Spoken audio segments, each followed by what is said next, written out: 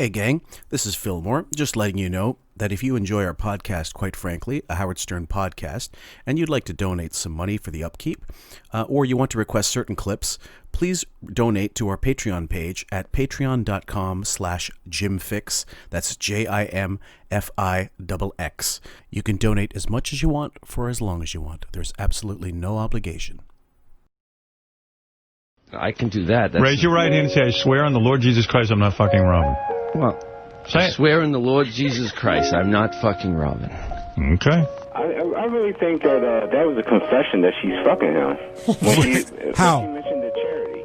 Well, hey, I start. She mentioned that charity. She just wedged that in. What? Hey, I'm starting a foundation. That means that she's screwing the guy. No. This has been a long time coming. Yeah, but she's mentioned him 100 times before. So why is this the announcement? Because, okay, a charity, when you go into a charity with one person, that's almost like making a baby. Robin, the 34, I think, should go up to 44 on the narcissistic chart, because I can't really exactly remember what Howard said, and she goes, oh, thank God for people like that, and she was completely referring to herself. John Hine. Big wrap-up show yesterday. I heard Robin on the wrap-up show with her.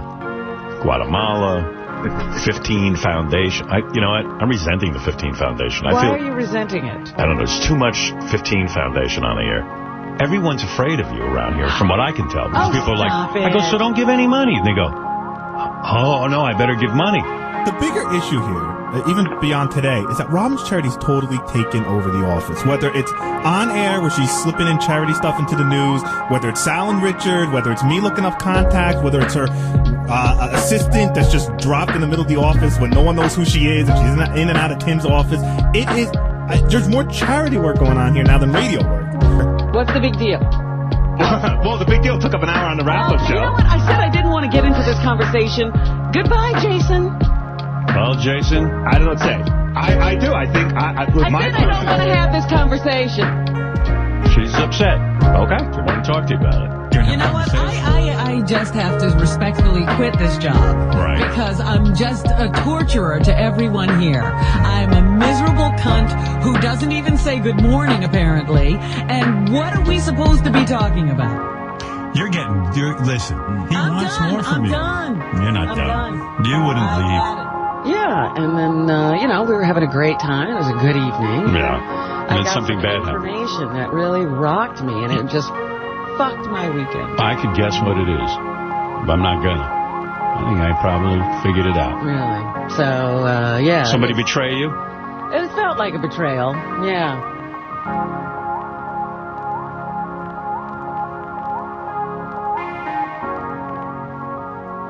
Welcome, everybody, to QF, a podcast about Howard Stern. I'm your host, Fillmore, a.k.a. Fillmore Fingers, a.k.a. Jim Fix, and with me, as always, is the marvelous Sam. Hello. And we're bringing back to Quivers, the Robin Quivers 15 Foundation Saga, which is part 4. When we left off last time, we had listened to, and this is where I get kind of weird about this. We'd finished a wrap-up show, Robin Talks Early Charity Shit, 11/16/09. Then we went into Brendan Murphy event, 11/19/09. Now we're in 2010, Artie's gone, and this is the first mention of the 15 Foundation. It's 3/11, it's March 11th, as same as Eric the Midget's birthday, which Artie referred to as 3/11, at 10, and it's a little short clip, so here we go. There you go. And finally, let me just say, I'm off to Guatemala for the Girl Fund. Good luck. And that should be an interesting trip. And also, in my honor, just go to 15foundation.org and support the charities.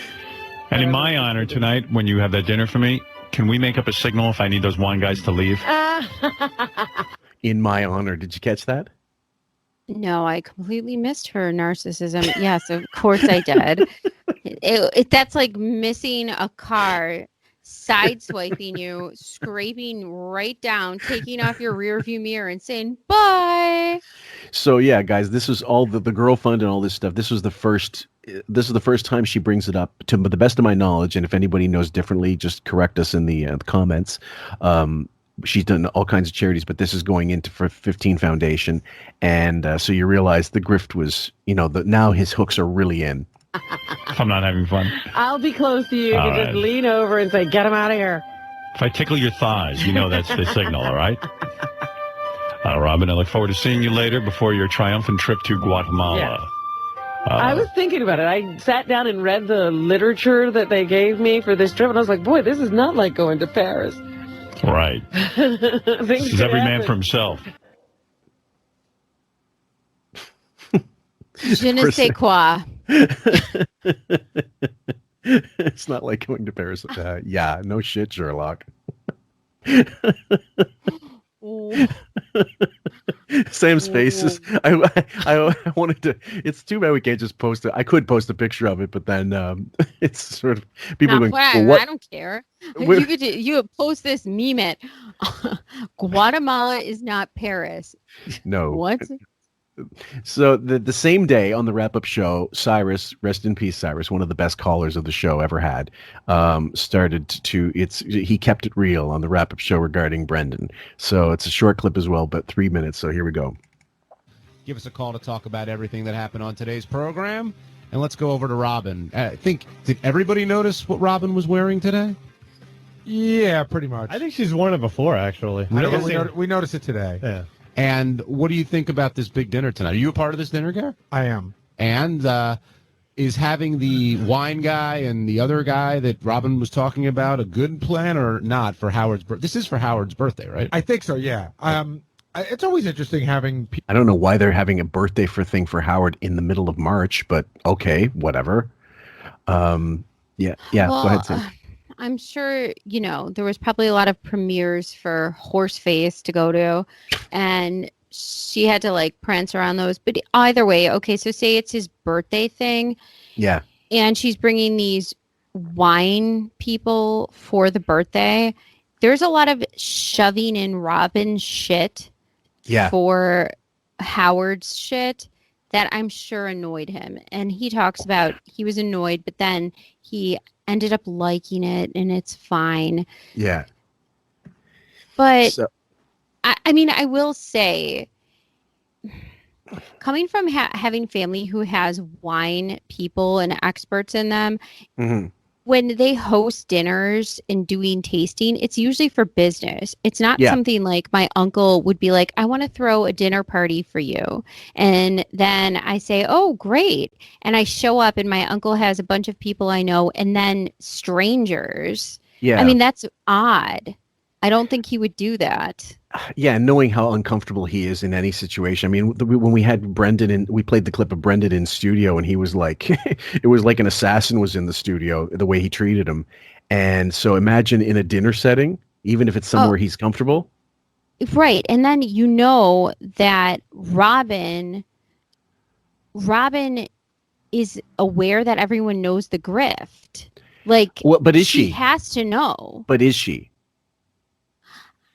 I think she's the way Richie talked about it. It was basically a target. The whole point is she didn't know she was being grifted. Everybody else could tell because they were outside the tornado. I guess so. Yeah. Yeah. So with her, and she's also so self-delusional. It's still strictly a matter of he really loves me. You really like me, and all this. Because it was. Let's be honest. The purpose of the grift on her end was to get into Brendan's pants. And the purpose of his is obvious. But that's the sad part. Richie really let the blow down. He really was really gentle with the way he put it. He could have been really mean. Because if somebody said that about me, I'd be really sad. Well, after the fact, it's obvious. What could she really get upset with? The fact is the guy, and I'm sure they all said, he was an asshole when she finally kicked him to the curb, or when he kicked her to the curb, and she finally wised up. I'm sure they all had loads of stories that they hated about him or something like that, just to get on her good side.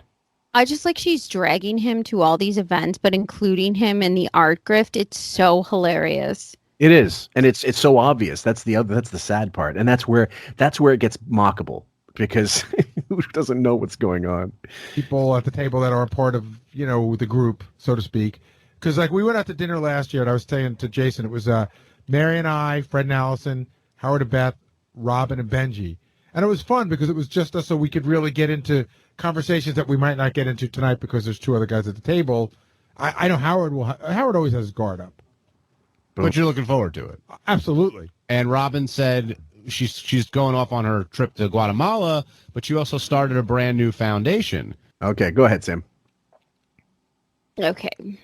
Well, Howard always having his guard up, now that we know how his MPD is, that just means he's a complete disaster socially, which we already knew. So anything that's going to come out of the norm at him, he'll be a complete putz.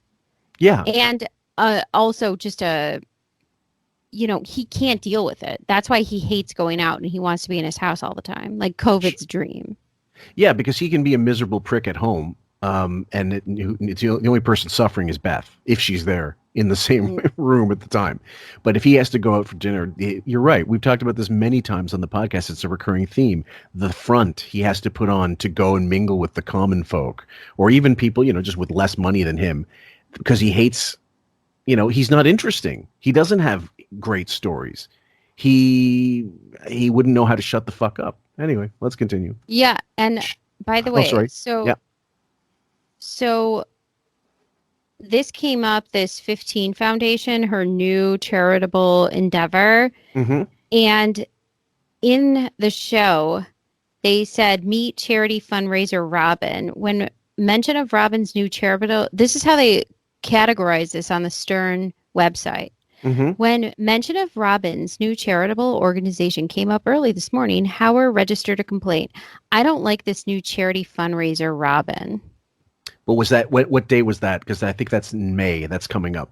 So that's March 24th, 2010. Okay, so we're getting close to that because this is a couple weeks before. But so he really verbalizes it in the springtime, like later in the spring. But you can tell he's fucking pissed. So he's been letting this go for months and months and seething about it.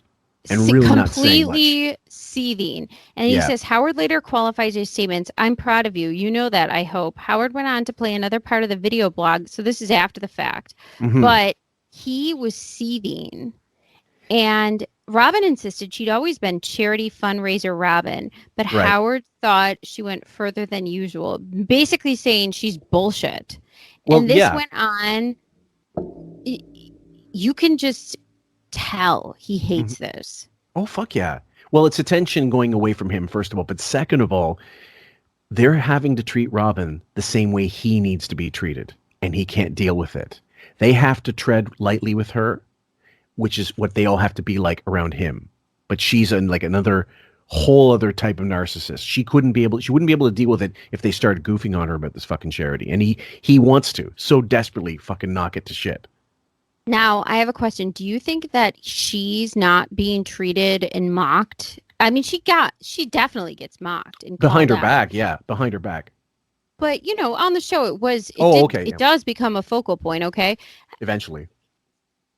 The NSAL thing, the North Shore Animal League thing, I think that's a huge part of why he holds back. Because she knows that's a bunch of grift. Quite possibly. Yeah, that might be it too as well. She could throw that in his face. She could throw a lot in his face. Fuck. He wants it in his face right now. Let's continue. I didn't know that was happening. Did you? I had no idea. I guess just today was the day she announced it. Yeah, so she's all excited about that. In fact, I was over at the website. What's the website again? 15foundation.org. And it's the number 15, not 15 spelled out. And it's amazing to see who designed it. Who did design it? Some guy named Brendan. Oh, really? I don't know if he designed it, but that's there's the a big same guy she took to the Christmas party. What are you talking about? Really? No, seriously. I know. No, there's a bit. I don't know whether he designed it, but at the bottom there's a lot of different logos. One of which is his. And okay, so she brought him to the fucking Christmas party. We didn't know this. We knew this, but you didn't hear that until right now. You click on it, it takes you right to his website or something. Oh, wow. He's actually. She said he's running it with her. That's great. Or they started it together. Cyrus and Philly, you're on the wrap-up show. Hey now. Hey, Cyrus. I really think that that was a confession that she's fucking him. How? She mentioned the charity. Well, hey, she mentioned that charity. She just wedged that in. What? Hey, I'm starting a foundation. That means that she's screwing the guy. It's code. No. This has been a long time coming. Okay, so Cyrus just laying it out there. God bless you, Cyrus. Yeah, but she's mentioned him 100 times before, so why is this the announcement? Because, okay, a charity, when you go into a charity with one person, that's almost like making a baby. Well, I don't know that she went into it with just him. Yeah, there could be other people involved. No, she said that. She said 2 people, him and her. Gary, what do you think? I don't know that I would go as far as what Cyrus is saying, but... Go ahead, Sam. And truth be told, if you look on the 15 Foundation website, Brendan Murphy's name is all over it, and with hers. So he sells gear on it, like he sells merch at that time. Yeah. Yeah. He's been scrubbed from the website with the exception of a little mention. I'll put up JPEG on the video, guys, so you can see the original screen cap of what it said when he was still involved with her, and then after the fact that they scrubbed him, but they still left it on because he was a founder, and you would have to leave him on. But his bio was completely erased. So what does that tell you? And then she was also going to Florida a lot during this time. I don't know if you guys remember on the show. She was going to Florida. And so during the launch, radio star Robin Quivers launches 15 Foundation. And this was Miami, Florida, 2010. Mm-hmm. So it's a whole lifestyle that she offered this grifter. Right. And there's people that have suggested that the sale of she took a bath on some of her real estate deals, selling her properties the following year, or within the next few years. She had a house that I think it was Todd Hill, Staten Island, she couldn't get rid of for almost $3 million. She ended up selling it for like $1.1 million after she'd put all kinds of money into it, whatever. And somebody was theorizing that it was a tax dodge. Like she basically she was under house arrest because of this 15 Foundation, and she was in tax trouble. And it's like nonsense because she got the cancer. She did have cancer. Like it's come back since then. So I believe that the house arrest theory is complete bullshit. But it is fun to think about.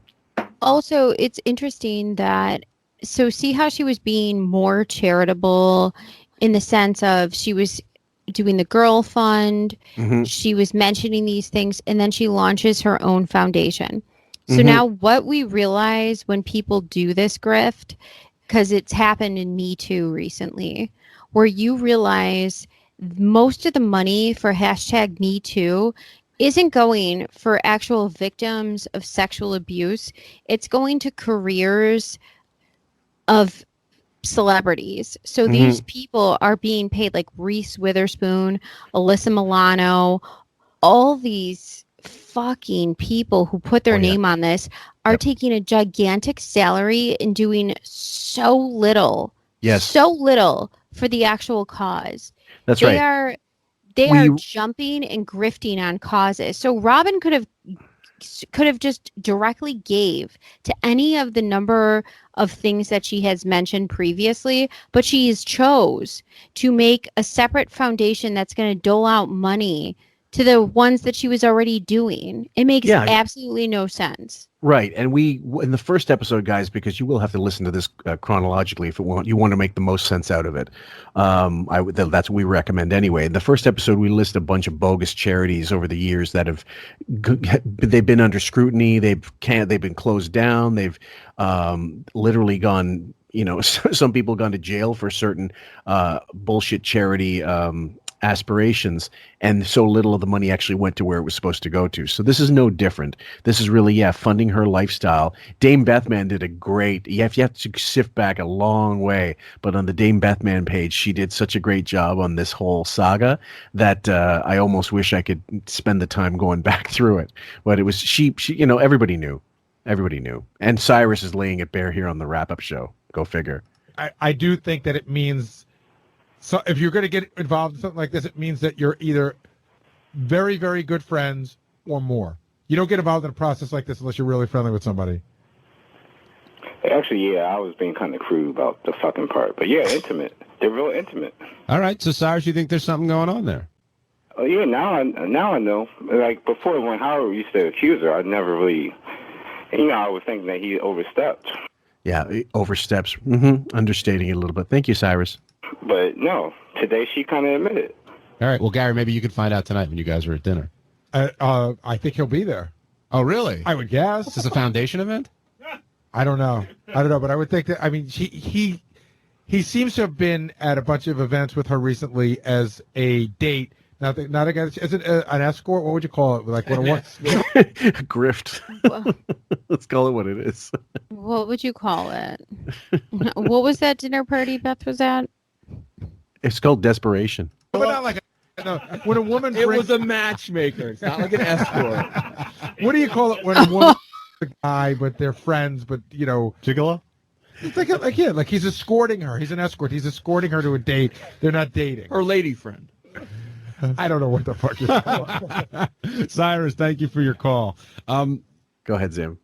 This is all very telling, by the way, in hindsight, because these type of situations actually happen for celebrities in these matchups and these dinner parties. You're telling me the most awkward, socially inept person was just randomly at a dinner party with Moose?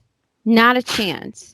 No. So I don't believe for 5 seconds that Robin, of course, I think his grift was a little bit more slick where he got in with her through contacts and people, but this happens all the time. Yes. Look at Alec Baldwin. How does that feel? 5 kids later.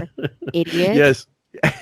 And we're not going to, it actually pains, I know it pains Sam not to be able to do a show based on Hilaria and the whole grifting thing, which we could feast on that for episode after episode easily if you go into the whole litany of now that the story's come out.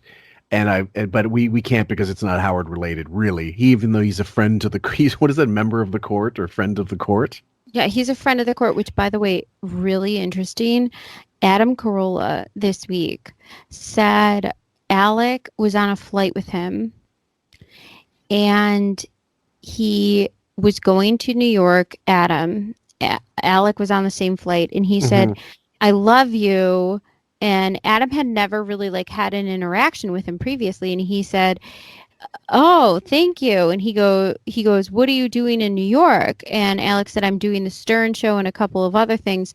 And, Adam said, I'm doing the Stern Show and a couple of other things. And Alex said, he should be doing your show.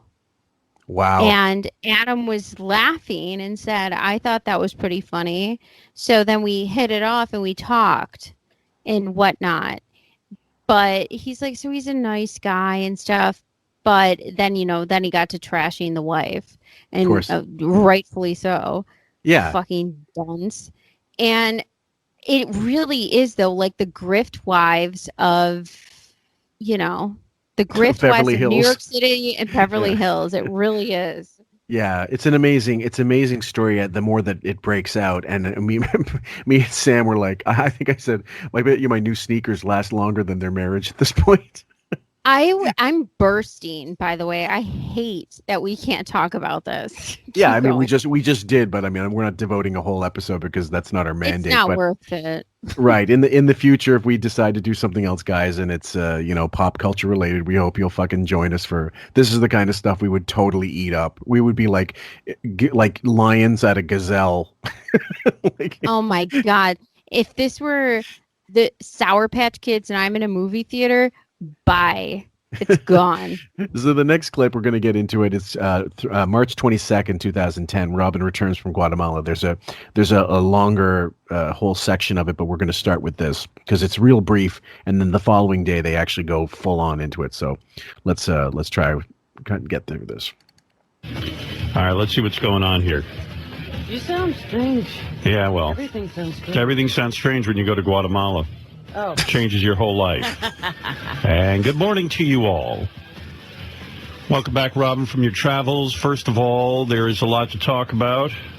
And let me start with... How was I just going to start with? You're not even going to say it was. I came back alive. I'm unscathed. I don't even have a scratch. We're gonna get. Yeah, it's all about you, honey. Don't worry. We'll get to your shit. You go ahead, Sam. I'm reading the Stern Show website, and it said Howard mockingly thanked Robin's Twitter feed for keeping him updated on every moment of Robin's fact-finding mission to Guatemala. By the way, if any charity is on a fact-finding mission, that means they're out to brunch with a lot of wine and someone else's money. Yes. What a waste of a week's vacation. Robin accused Howard of cynicism. You call everything a waste. Well, he doesn't waste anything. Haven't you heard of his marble hoarding? It's legendary. That's right. Howard then read a few of his favorite Robin tweets. We saw your Twitter. You don't need to tell us about your trip. I could tell you when you took a shit. It's nice that $1 still means something in part of the world. So he's reading her tweets. Yeah. And you could just tell this From the reading of it. This really blew his mind that she actually followed up and went. Yes. And it blew his mind that this was still going to be consuming on the show.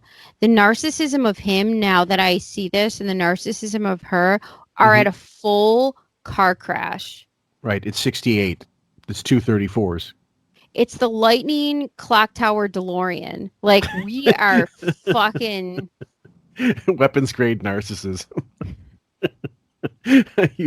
Usually that's a term for something else, guys, but not applying right here. So to you, it's not about you right now yet. But you said it was very dangerous down there. It is. Nothing happened. Well, you made it. Good for you. You made it. Thing I did was go into a cave. Yeah. We're not even sure you were in Guatemala. What are you talking about? I don't know. And we haven't medically examined you yet. What usually happens is people pick up some kind of weird disease from the water My legs are going to fall off. No, but you're going to get ill maybe. We're still waiting for that. Well, Just people because you usually get ill during their trip. Okay, go ahead, Sam. He's acting like she went to space for like 2 years. It's radioactive just fucking decontamination. Crazy. You need to do some fucking balance test, Robin. Yeah. It's just crazy. Also, this is really a great way to support her charity, even though it's a grift. Still, they're both shit. He hasn't figured out that if he doesn't talk about it, like he doesn't teaser about it, it will go away. Like but the problem is he's worried it won't go away. No, he can't let it go. He can't let it go. And then you know what she should say?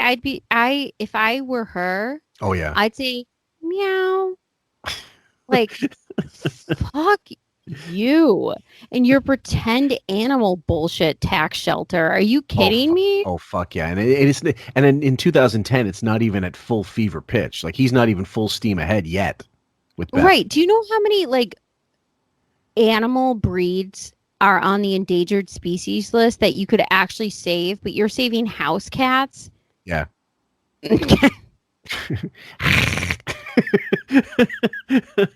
Jesus Christ. I gotta find that video of that cat, that feral that hissed at her when she got here. Muffin. That's our spirit animal. Forever. Okay, let's keep going. No. They do. Oh, no? A lot of people get it afterward. I see. And then they have a whole... I was just reading an article about this. Some woman went somewhere on a vacation. I was reading an article. Some woman went somewhere.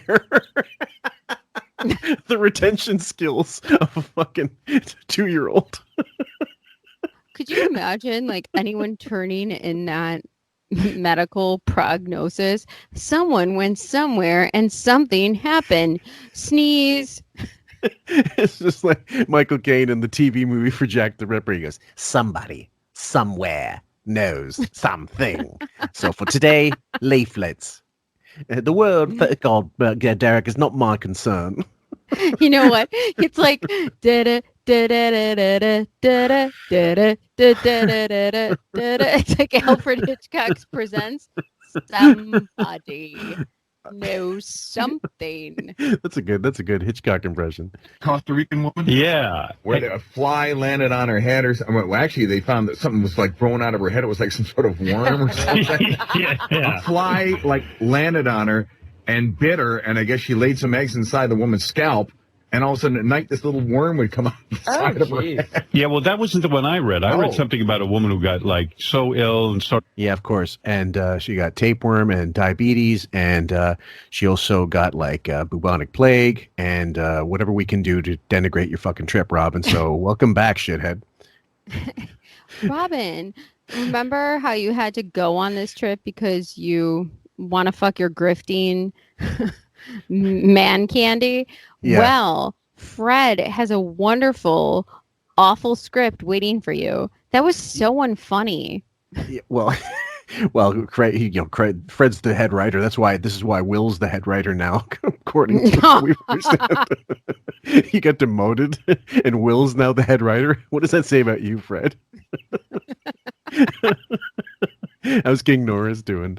Still getting those gigs on the turnpike? Okay. He's that guy in a New York like summer band, like playing Journey.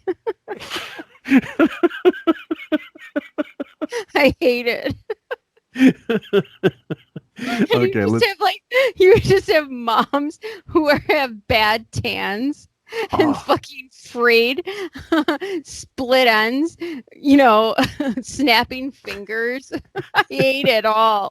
Do you know any Speedwagon? You take it on the road, baby.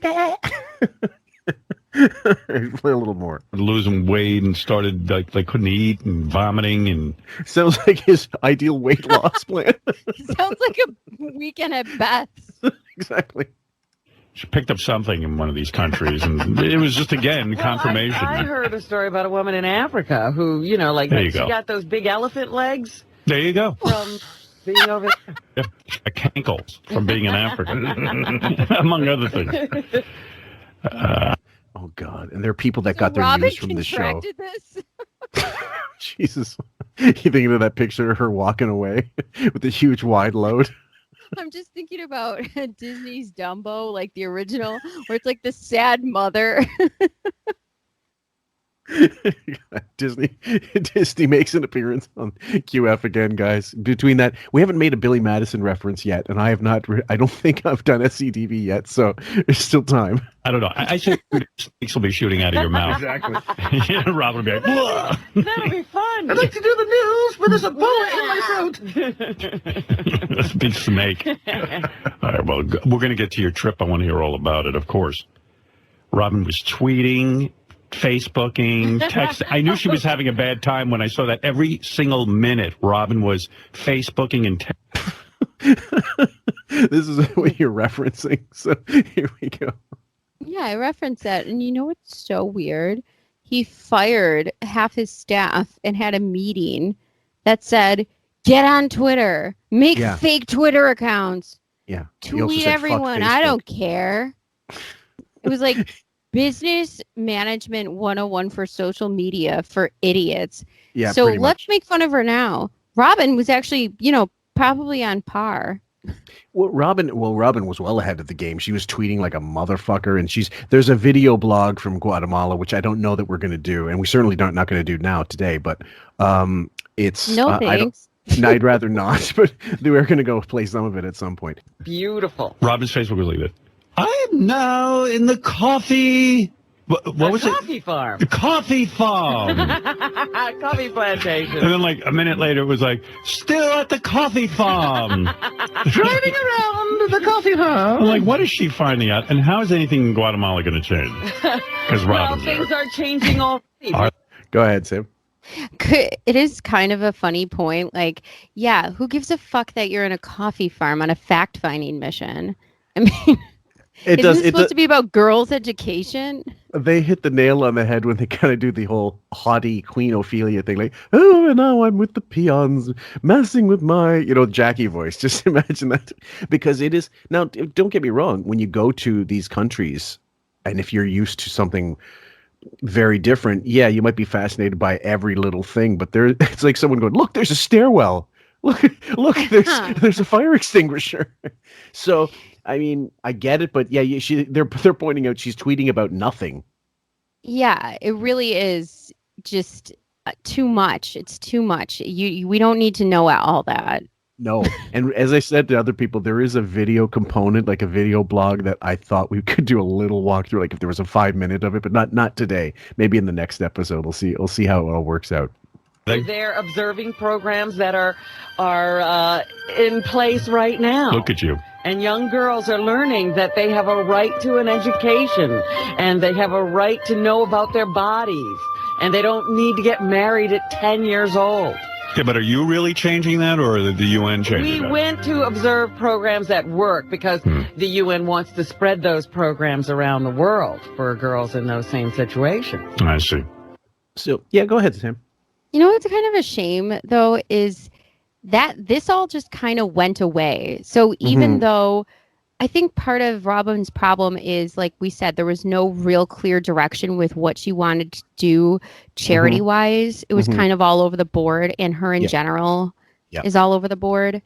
But I think, like, this could have probably been noble if it was directed properly, and she actually really wanted to do something good. Yeah. Well, the other thing was the minute she found out, the minute the grift became a reality in her eyes, she wanted, I know how it would be. You would disassociate yourself with any connection to the grift, which of course means the 15 Foundation.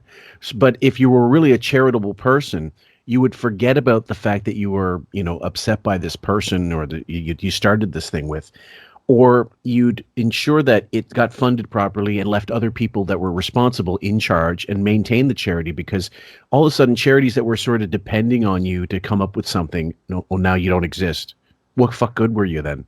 Because they depend on people, like, donors continually donating.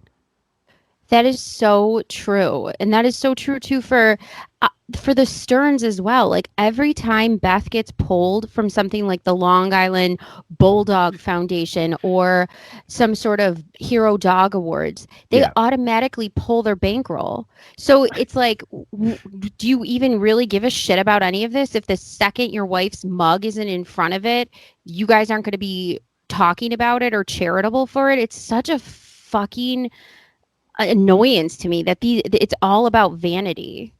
Mikey Rex and I'm gonna go. We're gonna do a little duo. He gets the video. He's really good at editing, and was it you or was it him? It was him on our Facebook group that posted that speech, that impromptu quotation marks speech that Howard gave at one of the galas or galas. Yes, galas? yes. I guess it's gala more appropriate in this case, but it was about 7 minutes maybe, and he gets off. If you see, it's very barely noticeable, but as he gets off the stage, he's looking like, "Where's the step? Where's the step?"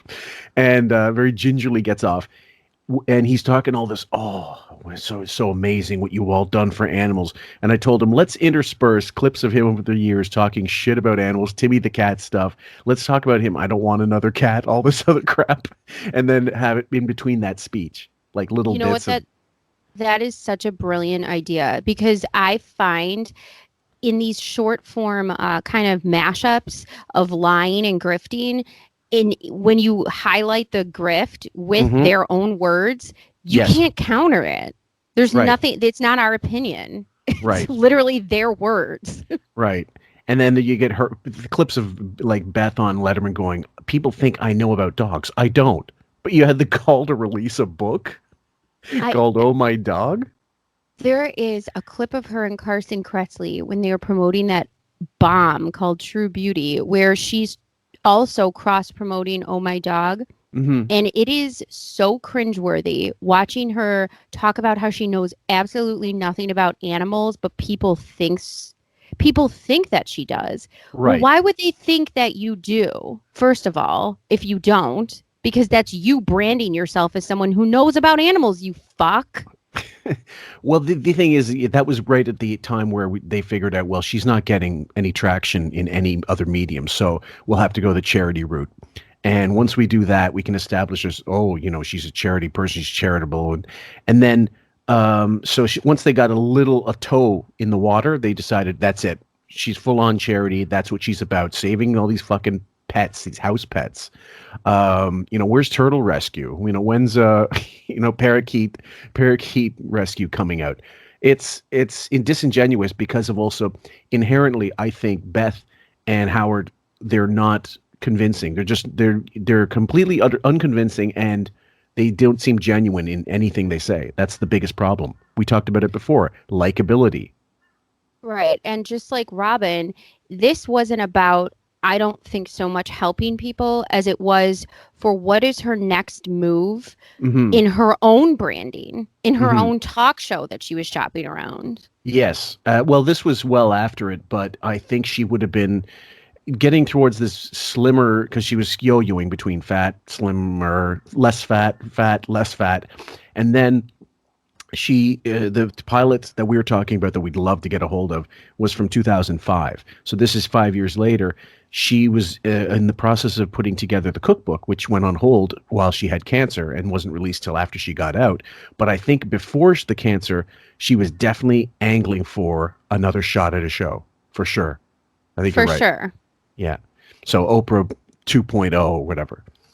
Well, and they really need the programs for the men, because the men are the ones that subject the women to a lack of education. Well, right now you still have to find enlightened leaders to get these programs even in place, because the men have to approve before the women can do it. Yeah. A big problem, but Robin was there tackling it, and her tweets were amazing. Does anybody have a copy of Robin's tweets and Facebook postings? No. Come right in, Jason. Come on. You know you got them. You got to hear what's going on with this. I guarantee you there wasn't anyone following her. I gotta look up. I bailed out after the coffee farm. Here we go. It's nice that the dollar still means something in some part of the world.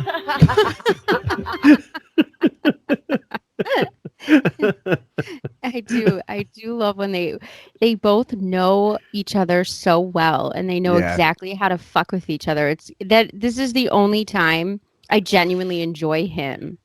But I meant to ask you a question about this. So she's getting fucked on. She knows she's getting fucked on, but the fact that she's such an attention whore is sort of, it outweighs the indignity of getting fucked with. Like, she doesn't mind getting fucked with as long as the attention is more than, it's on her. It's focused on her. It's the same as why she didn't have to stay on the Sally Jesse stage for the whole show. No. She did it because she enjoys the attention, negative or positive. Somehow it always comes back to her. Like, all of a sudden at the last segment, she was being a counselor on stage. I mean, she can't get enough of herself. So same thing. Right in her ballpark. Yeah, totally. Well, I mean, you haven't been to Europe where it means nothing. There is lots of room for those who can provide immediate solutions. That is the focus of the 15 Foundation. That's Robin's foundation. Which is having its launch event on this Thursday. Plug. I love that. Okay. So I just love that. It's just also like this message of the 15 Foundation, immediate solutions, yet you are on a fact-finding mission to even just scratch the surface of what are these programs that are already in place. So how are you planning on having any solutions? I mean, what are you coming up with? I mean, really? Well, the solution is another gala. Night in Miami Beach. There's a lot of Robin. Go to 15foundation.org. Yeah.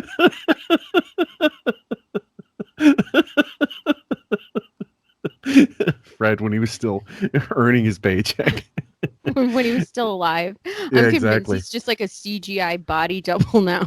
He might be. He might be just like Obi-Wan Kenobi.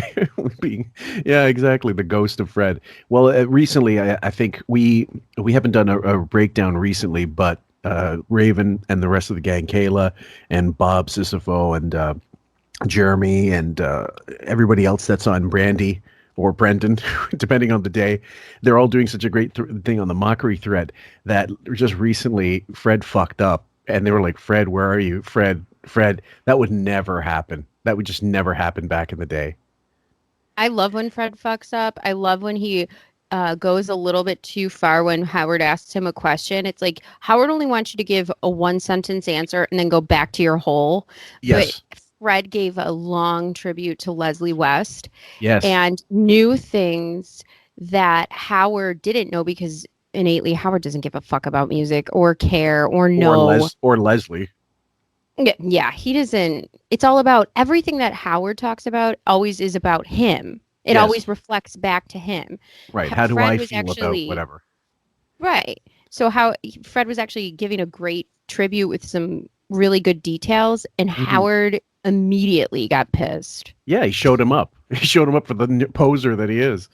So yeah, and either way, I was gonna say we're gonna cover some of January, guys, but Raven's not feeling 100% yet. As soon as she is, we're gonna have a breakdown ASAP. But we're gonna, just like the last one we did, we're gonna pick certain days and just be done with it. January as a whole has not been worth covering, to be honest. You think Robin's next charity is going to be a fact-finding mission on COVID-16? No, but I think she might try to grow a skin grafts for the manatee that had the Trump etched in it. she respects fellow manatees. All right, let's keep going. Yeah, right. A lot of that. A lot of like Robin's new organization. Well, you know what? Let me tell you something. I was on a plane yesterday coming back from Guatemala. Actually, I had to connect in Dallas to New York, and I was sitting next to a man named Richard Pittman. Now, you don't know that name, Howard, but that man is a real hero. He is one of the Medal of Honor winners from the Vietnam War. Yeah. Okay. The way she says it. Why doesn't Howard know him? He's been in Nam half of his life. Don't you know? He chewed some of the same dirt, surely. Go ahead. You were laughing when she brought up I know something you don't, Howard. And boy, don't I love that. And everyone should know this, because how she describes things, or what we should know, or how we should know things, is exactly why she shouldn't be in charge of a charity, because you are never going to sell this to anyone because of how you talk to people, period. Right. So if you want to educate people about this topic or get this out there, listen to this. Who the fuck is going to sit in a room and listen to you about anything? You don't know this, everyone, but I was on a plane and fuck you. Well, it is. You're right. It's again, likability and lack thereof in this case. And both her and Howard have the most condescending, know-it-all tone and cadence to their voice. Her especially, and she's only gotten worse. She's 68 now, pushing 70, and she only sounds worse. But I think she's slowed down by whatever chemo she's on, so the delivery is even slower than normal. This is, Robin way faster, and she's still painfully. Oh, I'm going down. Like she went through elocution class, and so she is like, now she's like Bobby Brady, or change of voice, time to change in haughty cuntiness all the time. You shouldn't know anything Brady. I mean, yes, you could have seen the movies, but there's no reason for you to know any Brady. Oh, I used to watch the Brady Bunch. That's all right. Yeah. And if you read the account of what he did, they were his group he was a Marine. First of all, he couldn't even become a Marine outright when he was first trying to get into the military. He tried the Army, the Navy, and the Air Force, I think, and finally became a Marine reservist just to serve, because he was blind in one eye. Then he finally, after being a reservist, was able to get into the regular Marines, and he served several tours in Vietnam, like somebody else we know. Like Howard. I'm sorry, I completely tapped out. Like, the only thing I caught is one eye, and I automatically thought it was this Marine, one of Beth's cats. I just could care the fuck less about any of this. Well, you know that Howard tuned out as well.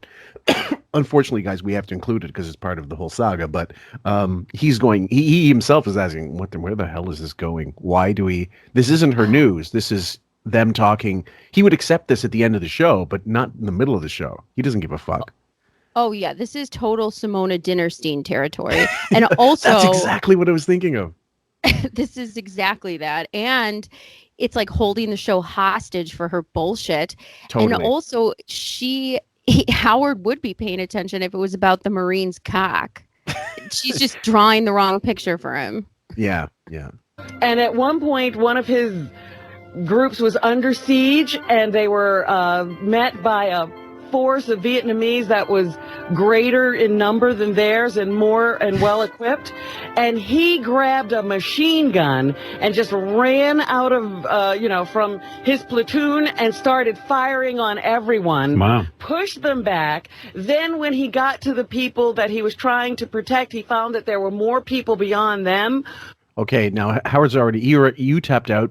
When you tapped out is about 30 seconds after Howard had already tapped out. That whole the way he said wow was just like, he was toothpicking, he was eating, he was doing something. Oh, anything but listening. I'm speechless at how boring this is. I mean, I'd rather watch people play video games on Twitch than like games of Gears of War. I'm not even joking. This is brutal. I hope to Christ nobody ever asked her to do like a speech honoring a veteran. She's interminable. She said in her book, you'll recall that she supposedly at NBC had problems enunciating with certain letters, like the letter S. That she had to actually go through a speech coach for it, and I don't know if she went to a speech coach, they would have coached her better than this, because they would have told her, don't be boring, keep it moving. This is like your grandmother explaining how electricity was installed in her village. It just has the same level of interest. It's so bad. It's so fucking bad. So. Who needed help, and he went further on with a machine gun all by himself. Then he ran out of ammunition, picked up another submachine gun from a guy who had fallen, I guess, and a pistol, and drove like 40 more Vietnamese. This is a guy you met? I was sitting next to him on the plane. 40 more Vietnamese back, and he won the Medal of Honor, which they don't give out all that very often. And now he goes around the country. He's retired. He goes around the country, and he talks to middle school children about how important it is to participate. That's already past Howard's level, middle school, but that's all right. I digress. I'm sorry. I'm in my second REM sleep. I don't know what's going on. We had to leave it in. I feel like in Vietnamese and machine guns, like so many guns, so much. Yeah. Well, you figure she probably got the rap from this guy on the plane ride, and then and then had to sing his praises. But whatever, fine, okay. And, yeah, good. Anything else, Robin? I would love it if Robin is the one who delivers. Like, say she outlives Wiggy. Like, say he dies in some freak accident. Slips and breaks his hip, and Beth never finds him because she's been drunk for a week in the other side of the house. Or pulls up a chair, drinks, watching him die. Go ahead. Yeah, and if he does fall and she doesn't look for him, he'll be dead in like a day because he has no nutrition coursing through that brittle body. So, all right, say that happens and Robin has to deliver the eulogy. That would be so fucking satisfying because it would just be haughty Robin awfulness, and that's exactly what he deserves. He deserves this. Yeah. Boring, haughty eulogy. That never ends. Yeah. Everyone's sleeping in church. Audible snores through the eulogy. It won't be like Tom. It won't be like Tom Hanks at who was the name of the guy? The Michael Clark Duncan. Wowing the crowd. It's the direct opposite. Let's keep going. He was part of your team, or you met him on the plane? I just met him on the plane. He was headed here because he's going to... Did you give him a hand job? Oh, stop it. You should have said, because that's where Ralph Howard did was... for you? That's where Howard's mind immediately went to. Did you go for his cock? Yeah, because he's having good memories. He's having flashbacks for when Ralph was jerking him off under a blanket during a flight in the 90s and Cuba Gooding Jr. happened upon it. Yeah, not just this, but it's a military guy, which is another, that's just double fantasy for Howard, or double fagula. You're a hero. It's the least I can do. And let me help you, sir. He had never been to New York before, so I pointed out Manhattan as we were flying in. There you go. Well, you did good everywhere you went, Robin. And I think he's ringing the closing bell today on Wall Street. Yeah, go ahead. I normally don't welcome the jerk off noise, but in this case, it's actually it's welcome. It's really very welcomed. Because Jerk they're it right some of off, the major Fred. contributors to that organization he belongs to, where they go out to talk Did to you play- middle school children. What's this big duck, duck, goose thing? You played duck, duck, goose with the children of Guatemala? Yeah, we went to a school or an after-school program actually for Guatemalan girls. Duck, duck, goose is a demanding game. It is for Robin at certain stages in her life. Don't knock it, Wiggy. Don't knock it. You can imagine musical chairs with Robin. Oh god, she probably hated it. And you know, the kids were probably like, Jesus, can she stop playing with us? Like Robin and children and Robin just don't seem to go together. Do you think it was the equivalent of Howard in the name game and any kids he's around and they're like, wow, for some reason Jimmy Kimmel's kid didn't like the name game as much this time. Yeah. It's only been every time you see him. They probably hide. They're probably like, okay, here's the plan. Howard's gonna do the name game with you. Get up into your room and unpack your suitcase and pretend you have to go to the bathroom. Yes, exactly. I forgot we were at 4,000 feet above sea level. Almost died trying to run around that circle. And after Robin played with the kids, we were a hit. The young ones asked us to join their play group, and even the older kids came out to watch us play. They probably were like, what the fuck? There's a woman with huge tits running around playing duck, duck, goose. You got to see these things bouncing. Oh, my goodness. Oh, my God. I'm Robin. sure they said that. Of course they did. I'm a guy. Yeah, make sure. Thanks for letting us. Thanks for reminding us, Wig. We needed to know that. They're girls. Girls, I'm a vegan. We are going to play carrot, cucumber instead of duck, duck, goose. They are teaching you an inappropriate game. Look at this tweet. I need a nap from a too heavy lunch. Beans, beans, beans. I'm sure we could dig these up because there's a history of tweets. I don't think tweets ever really go away unless if you go the Wayback Machine. Yeah, I don't know. Unless you have multiple Twitter accounts that you just keep getting booted from. Well, anyway, this is yeah. I could see Robin being like that. I spent 5 minutes with the kids and now I got a nap for 2 hours. Poor me, beans. You're doing a lot of beans in Guatemala. Good for the heart. Guatemala is known for coffee. Nice to see how the ingredient for my enemas has grown. That's a funny tweet. Oh no, I just saw a Domino's pizza and a Pizza Hut. You were upset, I think. I gathered from that tweet. Yes. Wow. Civilization. Oh my God. So not only are we not finding out any facts, Robin is using this opportunity to be more of a narcissist. Pretty much. It's really Right. It's brutal. like she's using her Twitter as scrapbook from Guatemala. Look, I found a Coke machine. Wow. I found a 4-leaf clover. Wow, look at this. It really is like Where's Waldo in, tweet form. You must honor me for charity because I found out there was Domino's Pizza in Guatemala. Fucking bitch. Stuff crust. I was shocked at how everybody's down there. How about La Casa del Waffle? Wow. Every minute there was a tweet. Look at this one. 409, 410, 423. Well, Yeah, that is demented. People who do that are like I remember Norm Macdonald uses Twitter as like storytelling, or he did for a while. There was someone he was honoring. I think it was a story he was telling. It took like 24 parts because at that time Twitter allowed fewer characters. And I think it was about Remembrance Day, but I'm not 100% sure. At any rate, that I understand. But when you're like using it as a notation, like a journal entries that totally pointless and meaningless, it makes you look like the empty vessel you really are. So them making fun of her, I'm sorry, guys. I hate Wig, but he's right on with this. He is dead. First of all, she doesn't know and understand Twitter. That's one. Right. Two, we don't need your stream of consciousness through something that you're supposed to be actually finding facts for a really substantial cause. This That's is right. worsening the chances of this being successful, and it's also showing you're not paying attention. Yes, it's exactly the same thing I was thinking of right now. She I was like, Robin, I was about to say that. She clearly she's bored, and this is what she's doing. She's resorting to go to social media to get her rocks off because she's bored shitless there. Like Gary, she's got nothing to do, so just tweet. But if it's meaningless, it just, you're right, makes it look frivolous as a trip itself.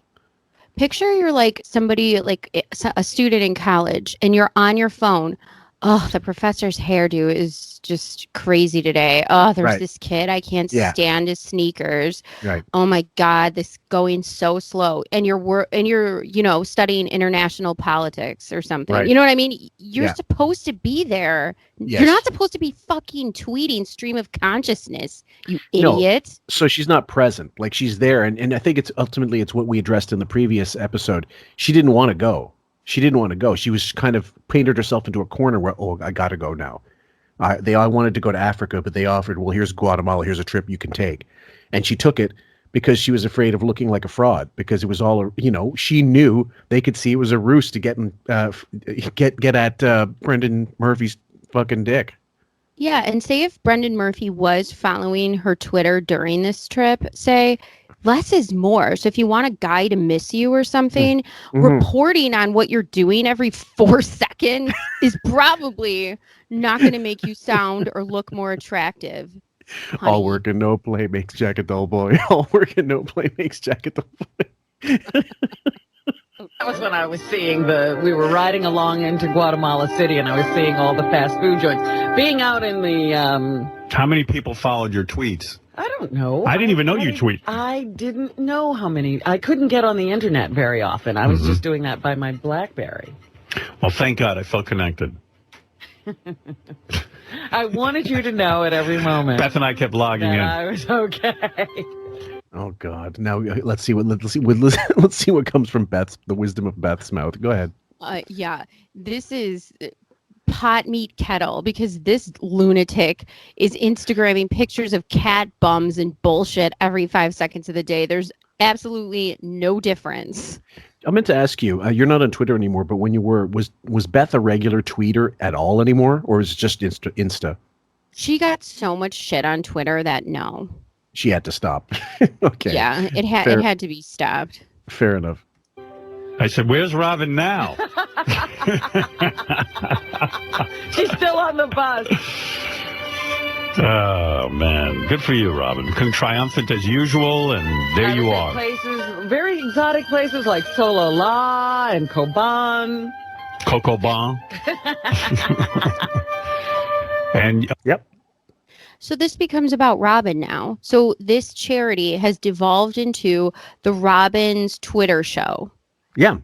So she really fucked the whole idea of what she was doing this for just went right out the window. Right. I'm enjoying Howard shitting all over it. I mean, good for him, but. Well, the other thing is, shouldn't she be a little more indignant to him if she really gave a fuck about this charity and he's mocking her trip? Or is she not even associating the fact that the whole point of the trip was to go towards the Girl Fund or whatever, which is 15 Foundation, charity, whatever bullshit. The whole point was for charity. And he's mocking the reason she supposedly went. Right. And she's not even doing herself any favors. She's not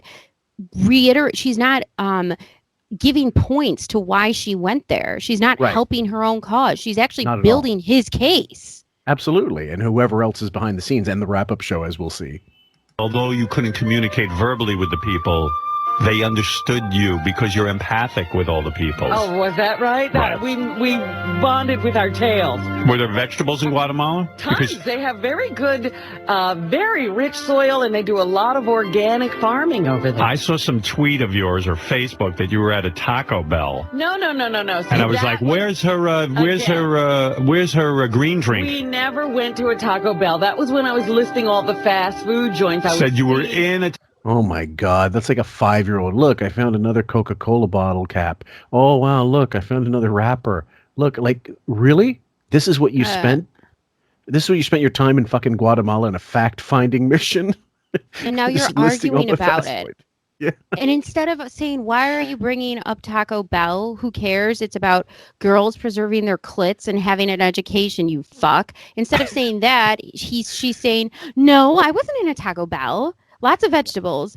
I was in a Taco Bell, but I didn't eat there. It's about me, this trip, and my eating and what I see and me. Yeah, that's pretty much it. Taco Bell. No, it never said I was in a Taco Bell, and somehow that maybe it mistyped because I had to correct people to say, no, I'm not in a Taco Bell. Well, we were never in a Taco Bell. I turned to Beth. I went, oh boy. You wrote me. You said, or somebody wrote me. What does that have to do? How does? Well, who was it? You wrote me or someone wrote me. The two of them can't get their facts straight. And the other thing is here, by the way, like, okay, Robin has decided she's going to do this. She goes, and the first things out of her mouth are not even charity. Like, that's the whole point. Like, this stuff starts out about her trip, but what did she get out of it? I mean, are we supposed to, is it a thing where she's going, oh no, I'm not going to really tell anybody about it. You should go to my blog or you should go to my Twitter page and I'll give you, the video. Cause she did, as we said, video walkthroughs of things she was doing. But I just don't understand what the draw was supposed to be if this is the result.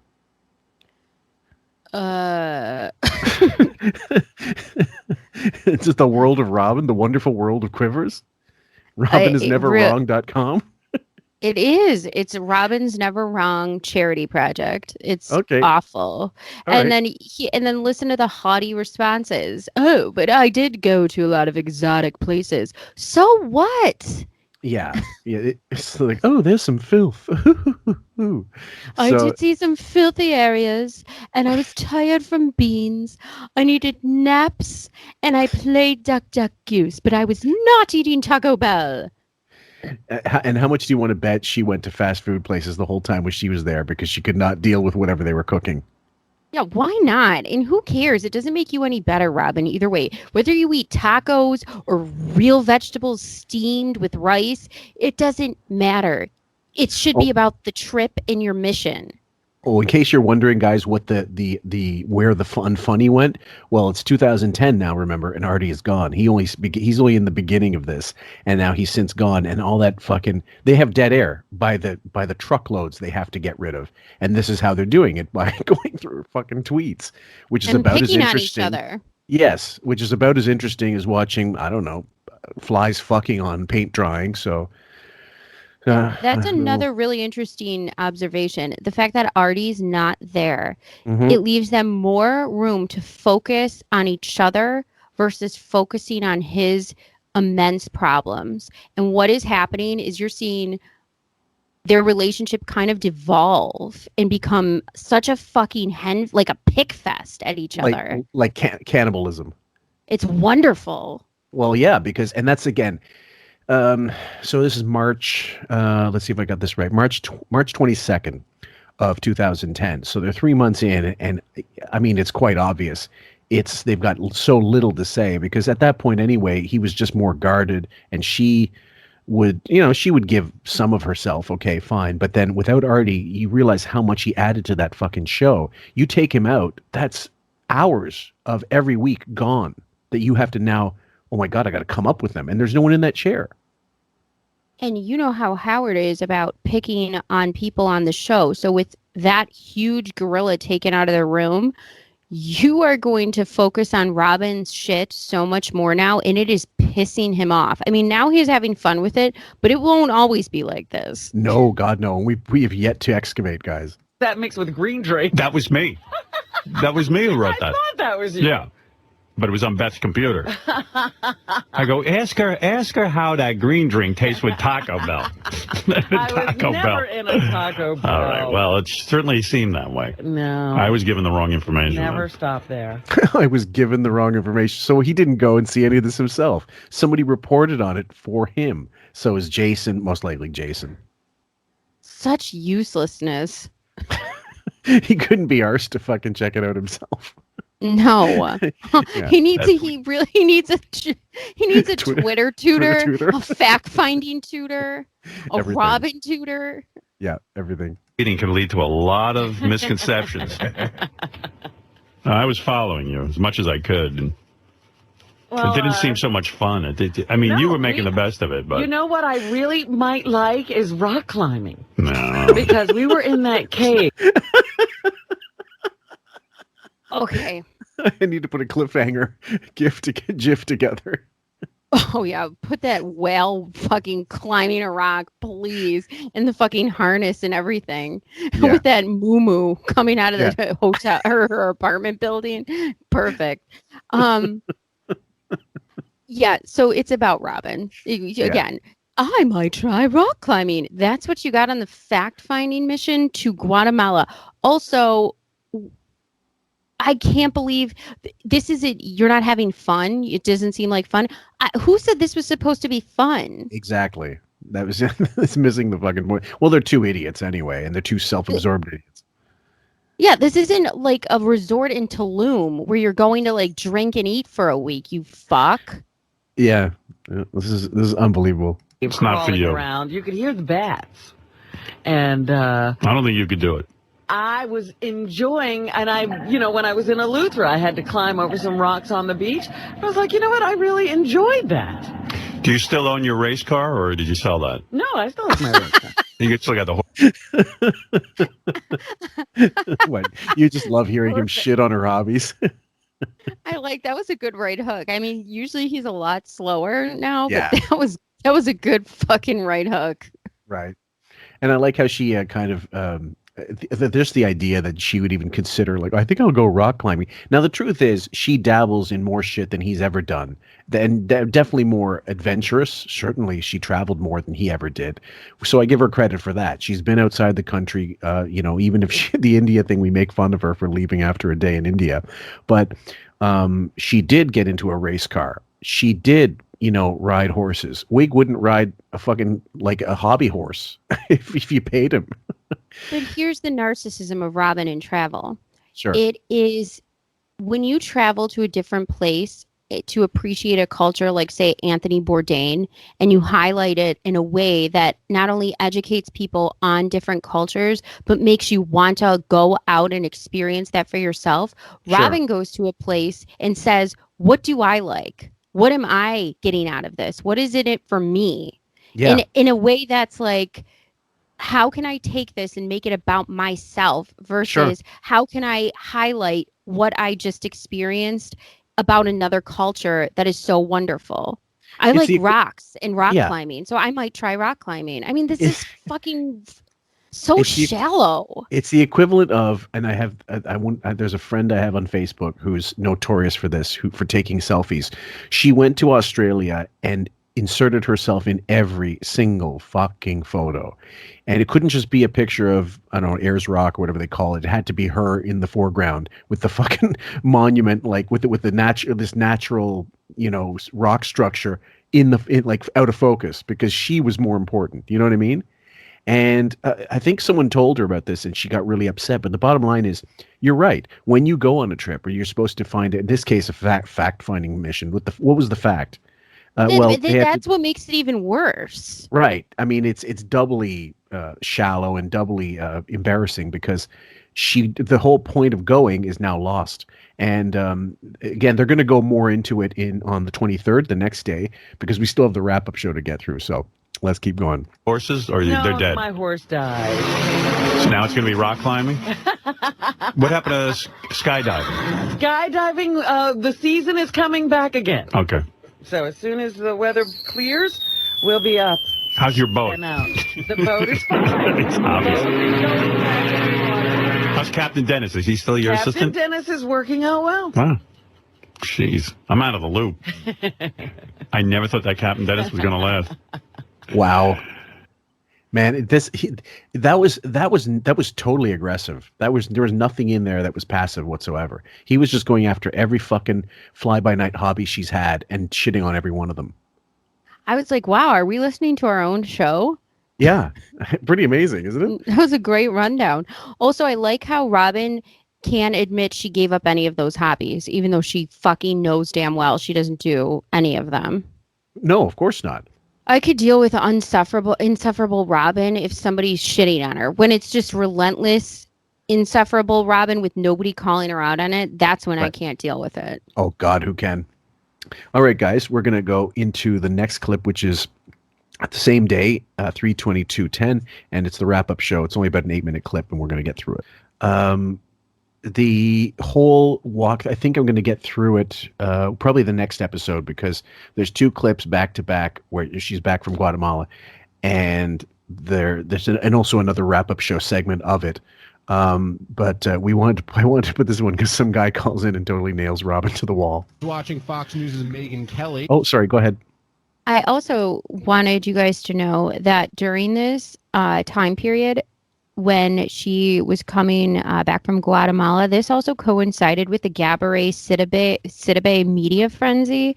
Yep. So Howard there's a lot of changes going on, I think, in media. More Sirius XM was kind of a free-for-all. It was like cowboy radio again. Mm-hmm. And then slowly the censorships started happening. Yeah, and self-censorship as well.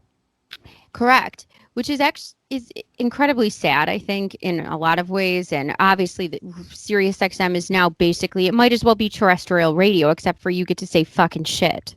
And that's it. You can't say anything controversial anymore. But where before, you could say anything you wanted, and there was no repercussion. Mm-hmm. So the Gabourey Sidibe thing, they got in a lot of trouble for that, talking about how she's never going to have another acting role. And Robin had to do damage control along with promoting this charity and promoting her weight loss and promoting her diet stuff. It was a whole slew of appearances that she went on that were very odd. Mm-hmm. I remember them being super superficial. She didn't come off great. She came off just as haughty as she did during that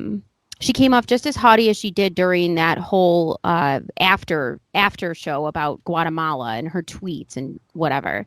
So if you look under Robin the View, and Wendy Williams actually too, she went on. So this the 2000 Wendy Williams one, the 4/23/10.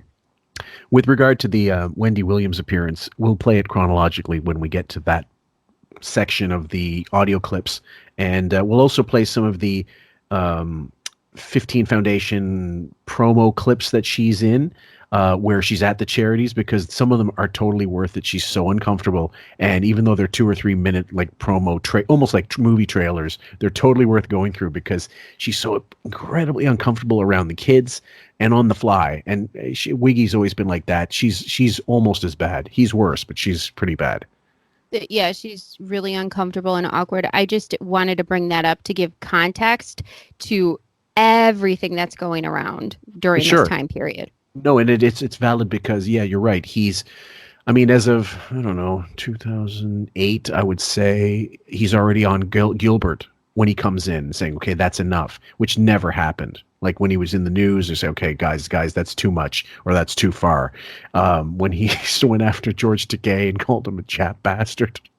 And, it used to be never enough. In the voice of Paul Lind, saying, what did he say there? Somebody's done a brilliant clip of it of on YouTube where George, who you want to fuck, your mother or your father? He doesn't stop. No. Gilbert it goes on no, forever. No filter. Anyway, so let's keep going to this wrap-up show segment. His parents lose power and end up staying at his place, but they don't want to burden Howard. And something that got the short shift, I think, today was what happened to Scott Salem and his fate, which we heard about all last week here during the off week. Scott. Oh, by the way, this is not the Hurricane Sandy situation where his parents were out of power and had to go with him, but they had to stay at was it a library with Ellen, their daughter, for days. He wouldn't put them up. He never volunteered to put them up. It was they had to fend for themselves. This is separate. This is another occurrence. Hearing this now, it is so incredibly frustrating and sad. I mean, Scott. Yeah. Scott, his parents, the best thing his parents could do is die. Like, that is what he's praying for. And it's been I don't know, 10 years after the fact, and they're still burdening him. Their presence is a burden to him. That's how he feels about his elderly parents. He's such a piece of shit. But at the same time, he's crutching on them for material so much. I mean, his mother, God. like still doing fucking Ray impressions, and they're cringeworthy as always. But they never. It used to be funny, but now it's just pathetic, and it's been pathetic for several years now, many years since. So all the money he spends on their furniture and decorating their senior nursing home apartment, whatever, Yeah. she should have everything and royalties based on the impressions that he Yeah. takes from her every Totally. fucking day. Forget about that. All the time she called in and, made great radio because she just called him on his bullshit. It was fantastic. We're eventually going to do a Ray versus Howard episode, and Bob D's going to be well in on that one because we'll just promoting it, but we're definitely going to get to that one. But there's just so much to get through. It's a matter of picking all the right clips. Anyway. Lost power he got his power back last Friday. He was out for like 10 days. He lost power. Well, no, it wasn't that long. It wasn't 10 days because I know everybody's power went out probably Saturday afternoon. Okay, well, almost a week. And so he was out because I got mine back Thursday night. I lost mine on Saturday afternoon, got it back Thursday night. That's 5 days. It just seems like 10 days when you're listening to Scott. Well, it seemed like even longer. Scott can explain himself if he wants to. Jay Leno beating Letterman in the ratings, but Howard says he may want to And yes, of course, it's some pointless Jay Leno bashing, but that's also for another time. help out Dave. There's nothing he can do. I mean, people are going back to watch Leno. Well, and the point Howard was making is even if he wants to help out Dave, I'm not sure Dave wants the help. Right. Meaning he wants the help, just not what goes with it. Yeah, who knows how that conversation would go. Sandra Bullock praised her husband a little bit too much, considering what's happening now. Was that the Jesse James fella at the time? This is a little interesting. So Howard could help out Letterman, but Letterman's not sure if he wants all the baggage that goes with it, meaning Howard is such a fucking prima donna. He's going to showboat. He's going to be awkward. He's going to be annoying. And at this point, Howard's never good on Letterman, but now it's really bad. So hokey, so terrible. So I like how he phrased that. That was interesting. And yeah, this is around the Jesse James time period. Yeah, this is amazing. I mean, a little time capsule when you play these For clips. sure. Healthcare plan through, and is to be praised for that.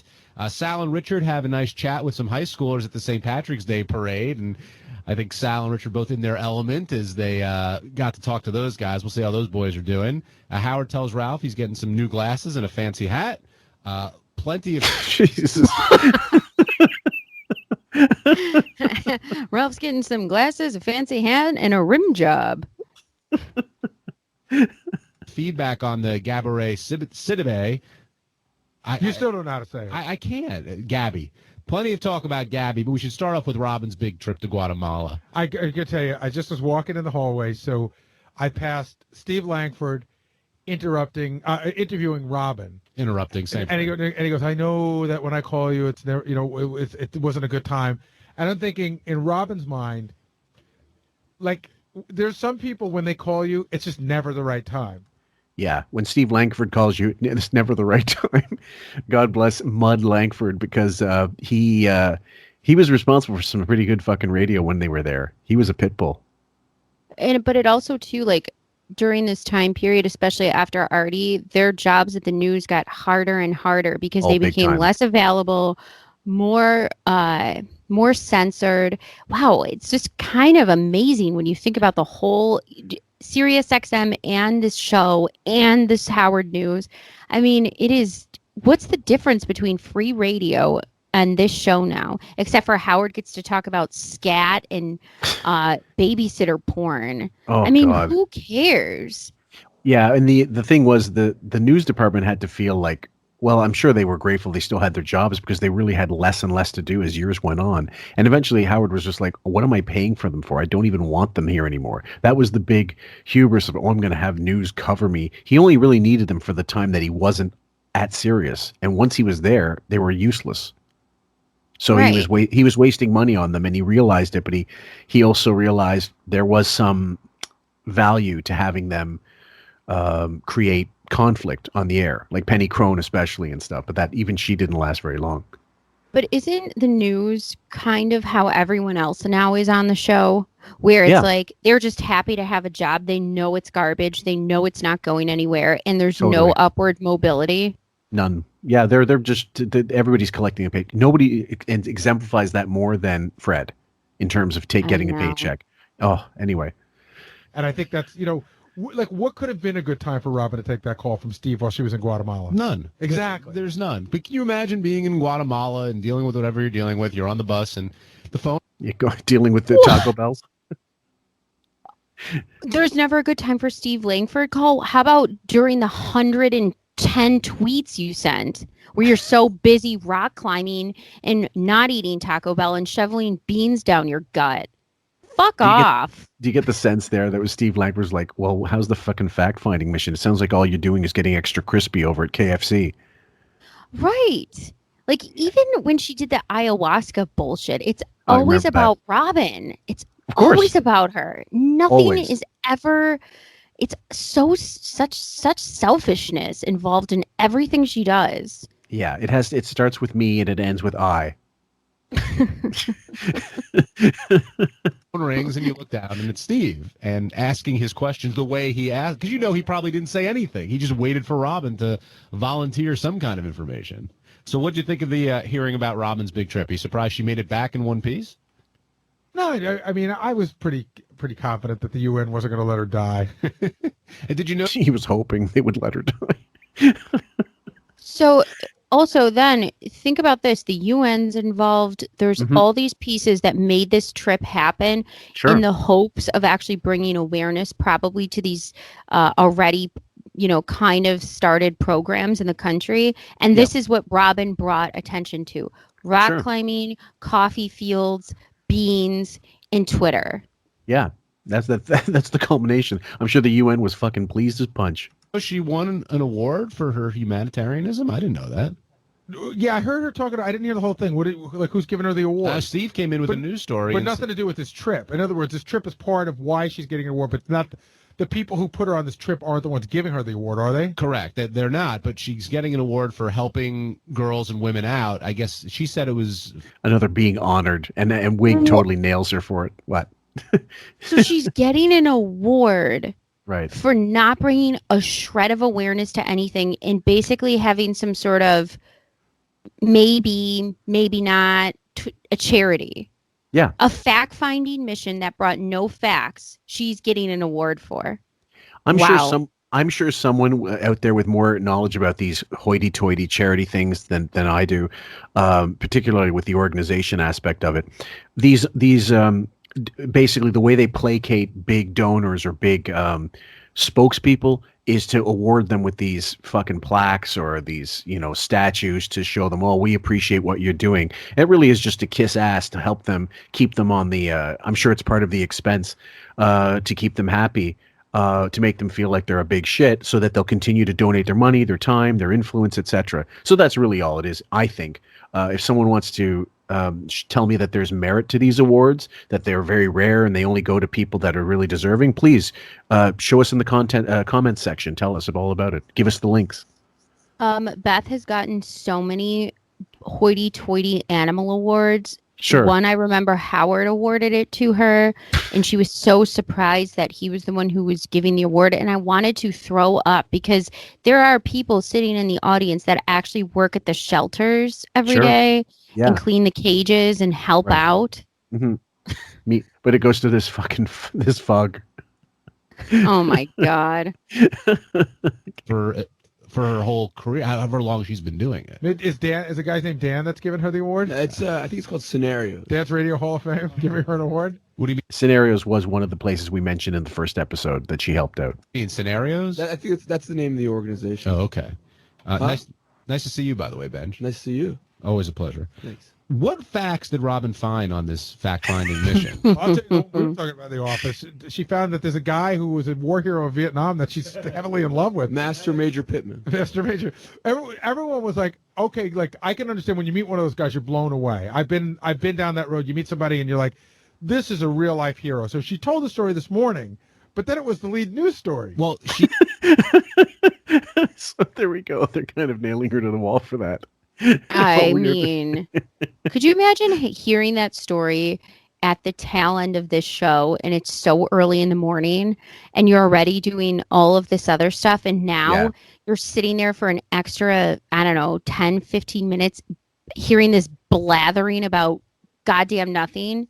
I mean, if you said, freeze, somebody tell me a fact from what she just said, I guarantee you not one person could present me with a fact. Zero. You'd have to, if you put a gun to their head, they'd have to take the bullet. I can't now, and we just heard it.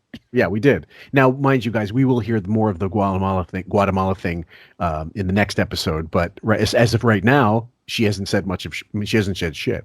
He kept bringing him up during the entire show, and then the news starts, and it's 10 minutes about this war hero. And I think people were speculating that she offered him anal in the bathroom on the plane. I mean, she literally fell for him, it sounds like. But again, you can't help but be impressed by someone like that. I get it. So do you think she's in love with this guy, or who knows what's going on in Robin's life? I was the one who was talking to Howard during the break, and I said, Robin threw a very nice birthday dinner for Howard the Thursday night before we left on vacation. Hold on, guys.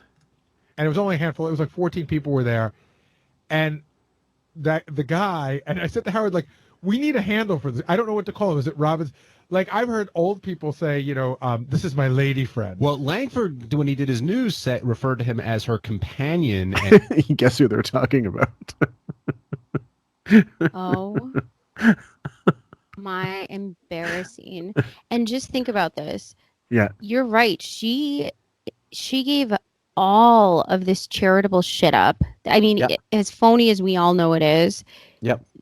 This embarrassment of the Brendan Murphy grift really threw everything into a complete tailspin.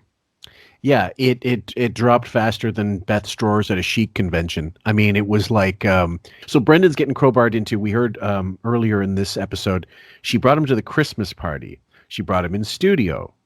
Then she brought him to dinner with Howard and Beth, I think.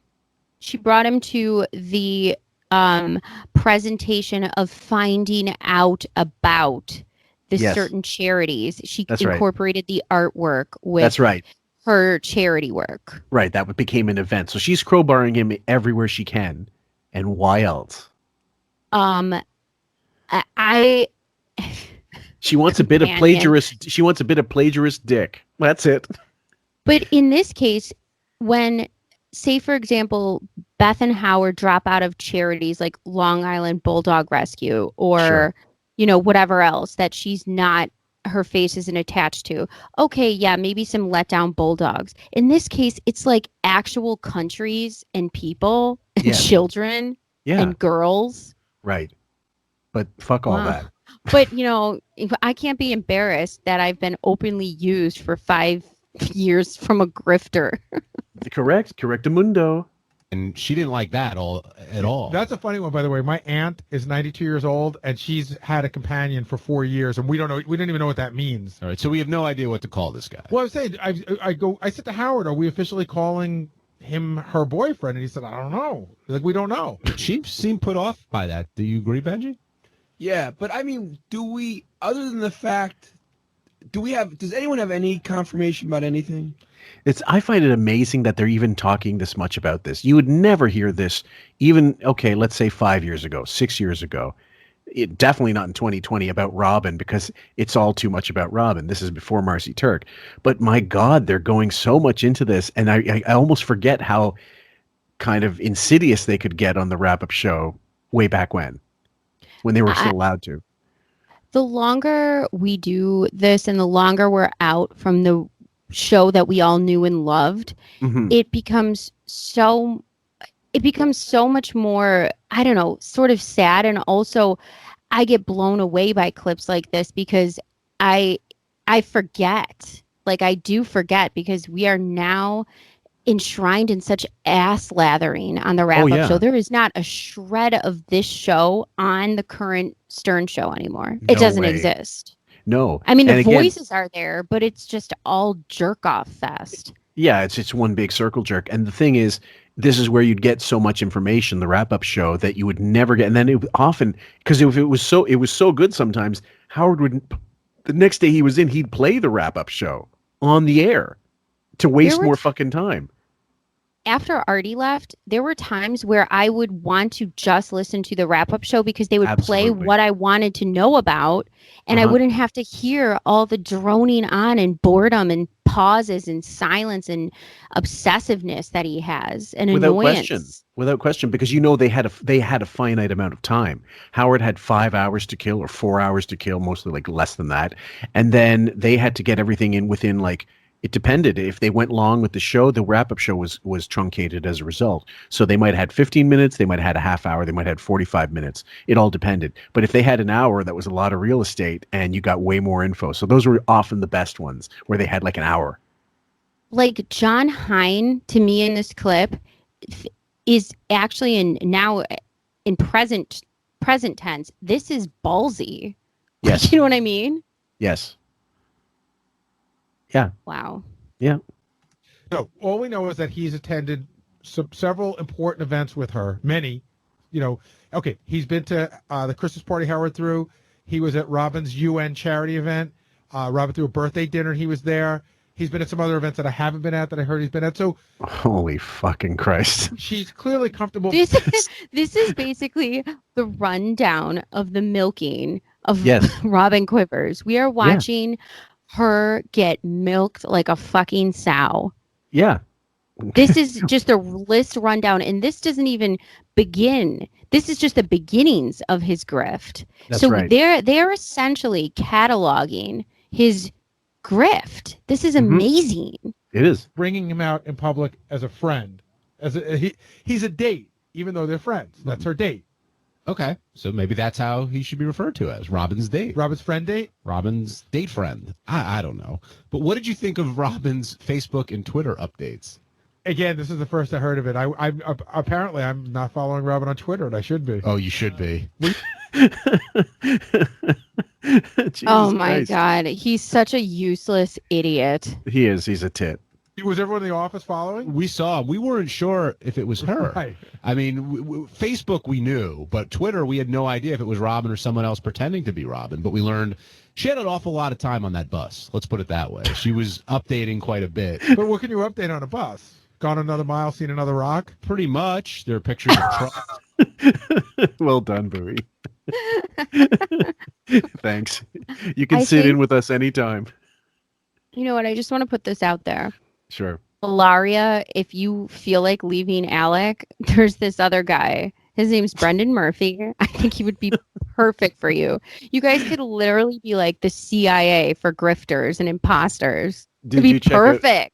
Did you check out on our Facebook page the amazing Photoshop that Matthew Schultz did? The first Grifters Club, first Grifters Club or something like that. I'm sorry if I'm not doing it justice. I don't remember, but it was great. Like his work is stellar.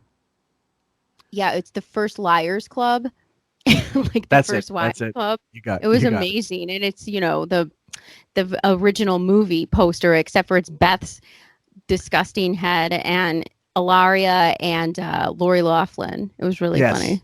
Yeah. And other things, but look, you can't take away from Robin that it's a good thing. She's trying to do a good thing here and help out, and I give her a ton of credit for that. But we also learned today that Robin is going to be a rock climber or looking to rock climbing now. Yeah, I suggested that she put both her horses on top of the race car. She can climb that to see how she likes it. Where do you think rock climbing is going to stack up against the other hobbies? Well, it won't cost her anything unless she buys her own rock. What the fuck? It's funny how they all know her so well. Oh my God, this is so great. Yeah. Robin, I bought Mount St. Helens so I can climb. Tom and Tempe, you're on the wrap-up show. Hey guys, how you doing? Hey Tom. This is my 10th time calling. I love this show. Excellent. Robin, the 34, I think, should go up to 44 on the narcissistic chart. This is good. I agree. I exactly remember what Howard said, and she goes, "Oh, thank God for people like that," and she was completely referring to herself. Listen, you know what? You can give her a lot of shit, but at least she goes and does stuff. The people that you really want to give smack across the head are people who don't do anything and pat themselves on the back. Like Beth? Well, for Robin has money and influence, so she can do stuff. If you want to wield your capital in a charitable way, which I suggest people who do have that sort of clout and money, and they use their power and wealth to bring awareness to certain things, that's what you should do to make a better society and world. You know what I mean? Right. But Robin uses it to wield it about herself. It's like a mace. She's listen, whether she pats herself on the back or not, she got on a plane. She went to Guatemala. She's a woman of action. And she did. She did it. I'll give her that. But that just killed me. Thank God for people like that. I'll have to look for that one. That's funny. Hey, thank you guys. Appreciate it, man. All right, thank you, Tom. Why was Robin struggling with a game of Duck, Duck, Goose? She said she was 4,000 feet above sea level.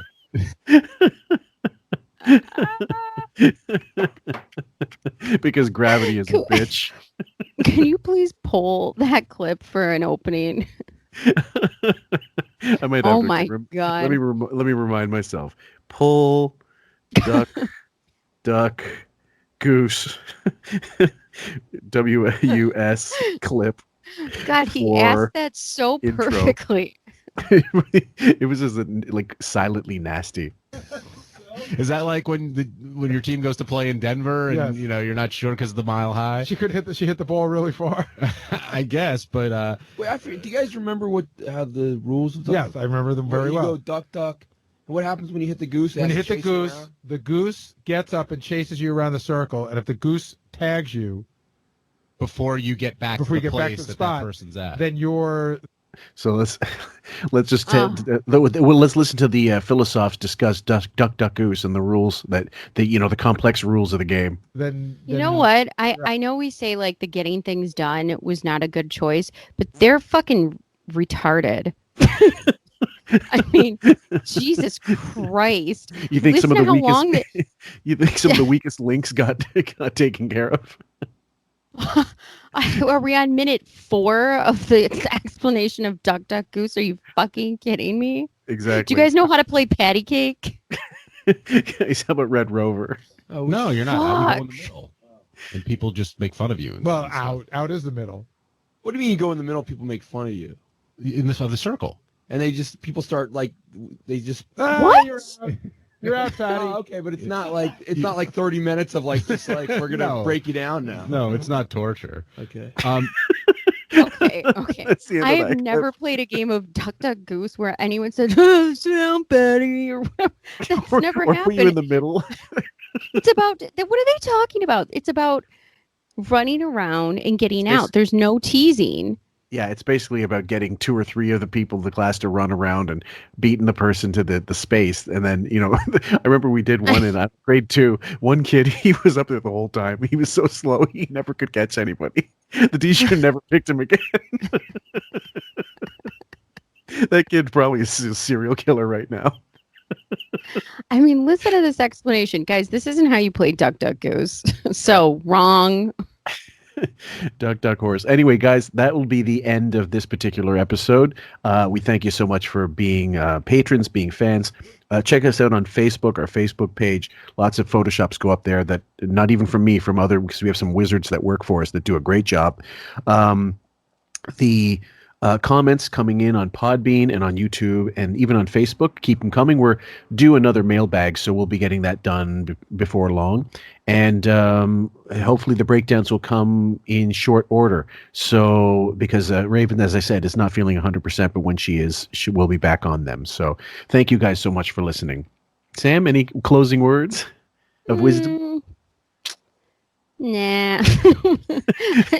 I'm pretty good. I got a lot out of this one. I learned a lot about Guatemala and children's games. So fast food restaurants in third world countries. It's good. It's good. It seems like a pleasant place. I hope the children and the girls are doing really well. And I also learned that grifters can just pull charities off, like pull the plug on them immediately. Absolutely. So guys, on behalf of us here at QF, thank you so much, and we'll see you on the next one. Take care, guys. Bye. have to dismantle rip them apart. I like Artie. So I let's like say people Robin. work for Robin, Yes. and let's say they can't work with Robin. And Robin will not see their point of view, right? She will only see her own. That's exactly that. Is that a case with you and me? No, absolutely not. But I've Howard's 25 famous, years. but that's because Howard's enormously famous. What are you talking about? He wasn't enormously famous when I met him. Yeah, but he was your ticket. No, I was thinking My about. ticket? God knows he was my ticket to hell. I was thinking.